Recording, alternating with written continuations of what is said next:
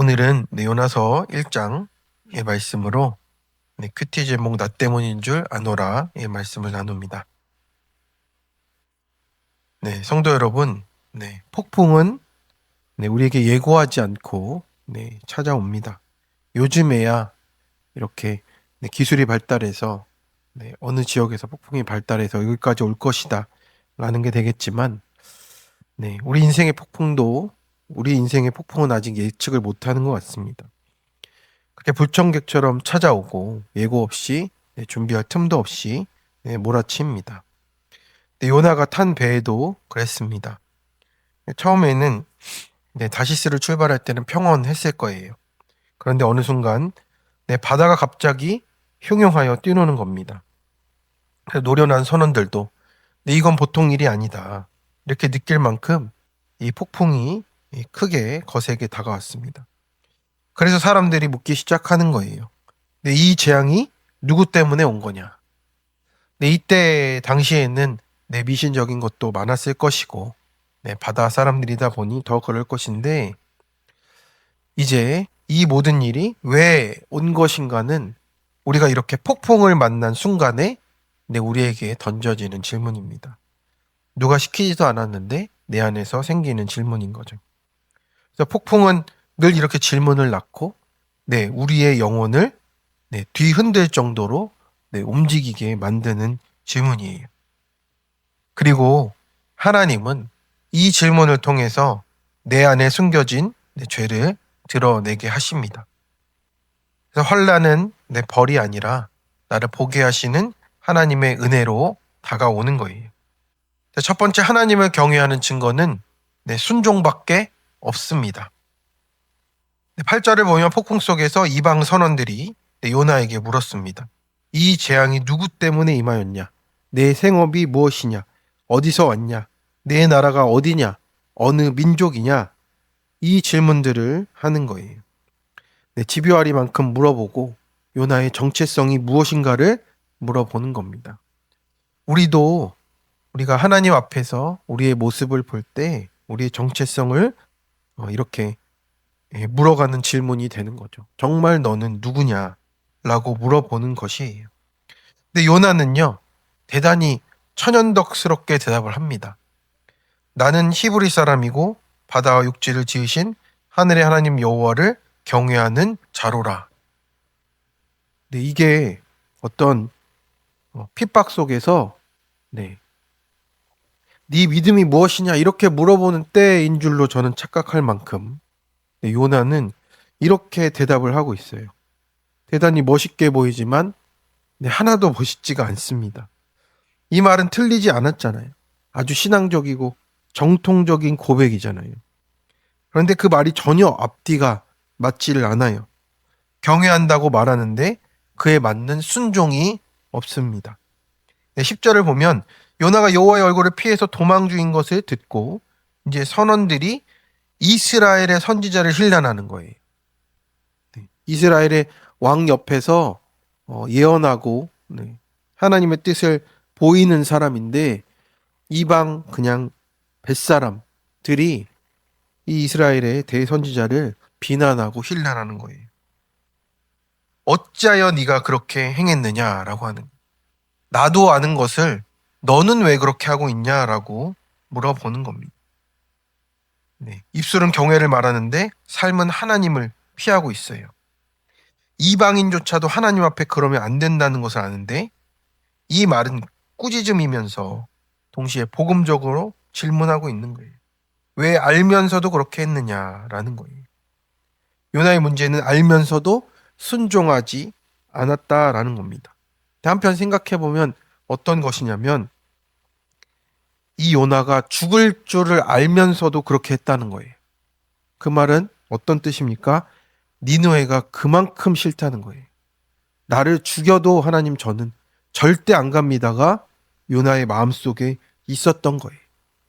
그러니 사명도 알고 하나님의 뜻도 알고 그 불순종이 어떻게 되는 것도 알면서도 절대 가지 않겠다라고 하는 게 요나입니다.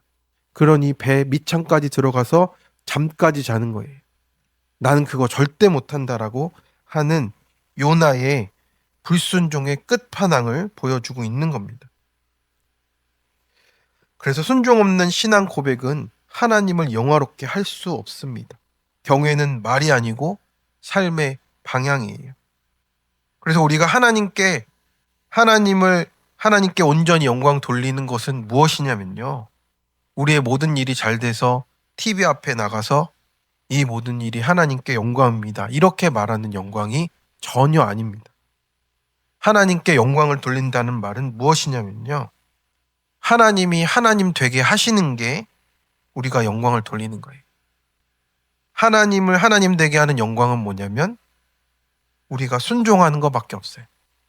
순종해야 하나님이 하나님 되시고 우리는 그 하나님 앞에 피조물이 되는 거예요. 그래야 하나님이 영광을 받는 거예요. 우리의 영광의 개념을 바꿔야 한다라는 겁니다. 그래서 요나는 니느웨로 가라는 말씀을 들었지만 다시스로 갔고 배 밑창으로 내려가서 잠을 잔 겁니다. 말씀을 피하면서 하나님 나는 니느웨 절대 못 간다라고 그 인생을 하나님 앞에서 거꾸로 가고 있는 거예요. 근데 그 결과가 어떻게 됩니까? 나 혼자만의 문제가 되지 않는다는 거잖아요. 배에 탄 모든 사람이 함께 위기를 맞게 된다라는 겁니다. 그래서 말로만 하는 신앙은요, 폭풍을 멈출 수가 없어요. 하나님 그분을 경외하는 것을 회복해야 됩니다. 그 경외함을 우리가 증거하는 것은 순종밖에 없다라는 것입니다. 적용 질문입니다. 하나님을 경외한다고 말로 하면서 순종하지 않고 하나님을 피하는 선택은 무엇입니까? 내 불순종으로 내 옆에서 폭풍과 고난에 빠진 사람은 누굽니까? 그 고통과 꾸짖음을 듣고 나를 돌아보십니까? 두 번째입니다. 나 때문입니다를 인정하며 바다에 던져져야 합니다. 마침내 12절에서 요나의 입에서 결정적인 고백이 나오잖아요. 이 큰 폭풍을 만난 것이 나 때문인 줄을 내가 아노라라고 해요. 아니 이렇게 천연덕스러울 수가 없습니다.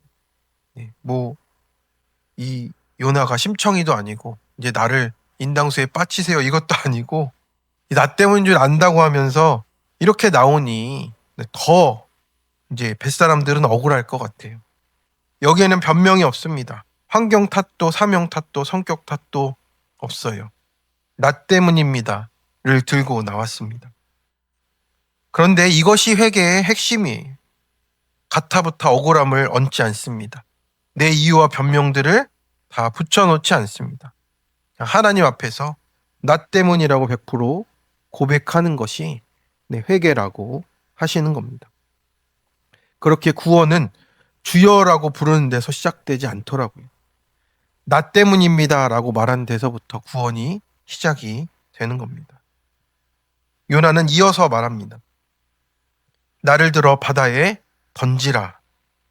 이 말은 내 체념이 아니에요. 하나님이 이 뜻을 절대로 돌이키지 않으시겠구나. 그러면 이 내가 내 바다에 던져지는 것밖에 없다라고 요나도 인정한 것 같아요. 근데 사실 요나는 그 큰 물고기 뱃속에 들어가서 회개를 해요. 근데 이때는 어떤 거냐면 그냥 억울해서 그냥 날 바다에 던지시오 이렇게 하는 거예요. 요나의 마음이 얼마나 완강합니까? 완악합니까? 절대로 듣지를 않습니다. 나는 절대 니네에 못 간다는 말을 이렇게까지도 하는 거예요. 아 이거 나 때문이네. 날 그냥 바다에 던지세요. 그겁니다. 하나님 앞에서 돌이키지 않는 그 마음이. 이게 내가 문제의 중심임을 인정하고 내가 내려가야 할 자리를 받아들여야 우리가 회개가 시작이 되는 겁니다. 근데 13절을 보면요. 뜻밖의 장면이 나와요. 오히려 이방 선원들은요. 요나를 어떻게든 살리려고 해요.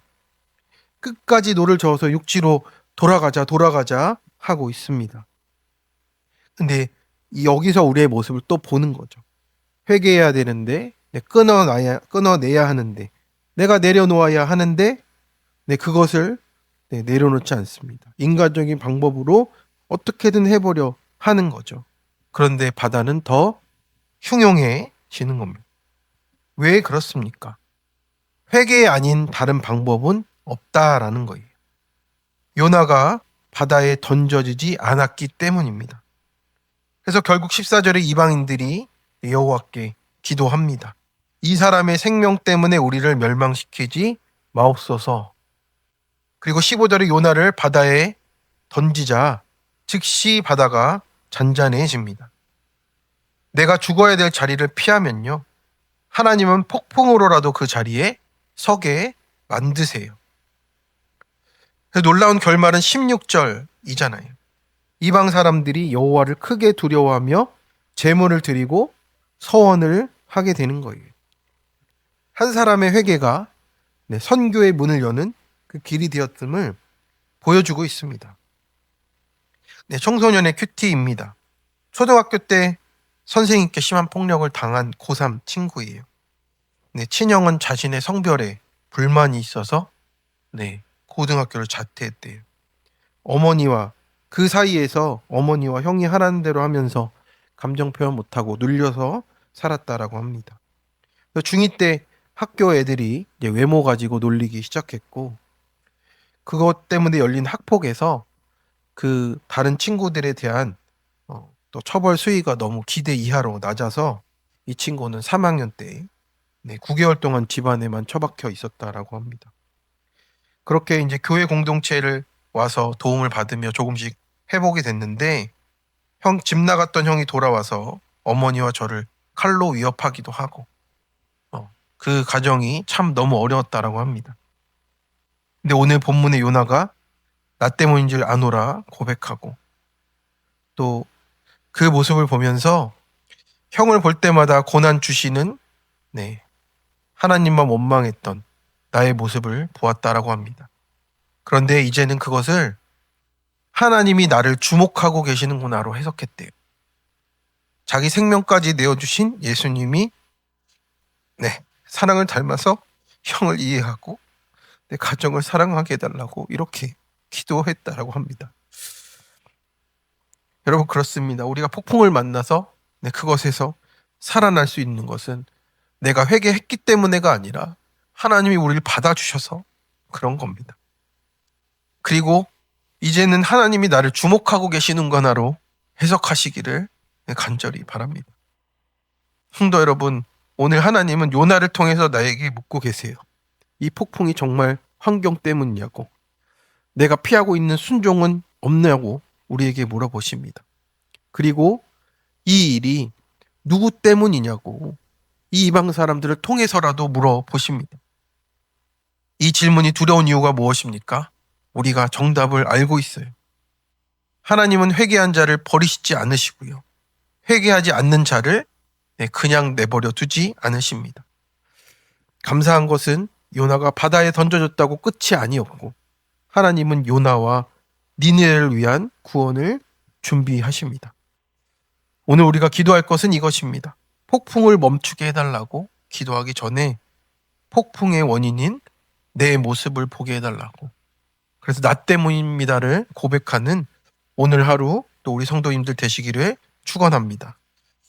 적용 질문입니다. 내게 온 폭풍 앞에서 나 때문입니다의 회개로 들어가십니까? 나를 바다에 던지는 것이 마땅하다는 마음까지 내려가십니까? 회개하며 바다에 던져짐으로 구원받을 사람은 누구입니까? 함께 기도하겠습니다.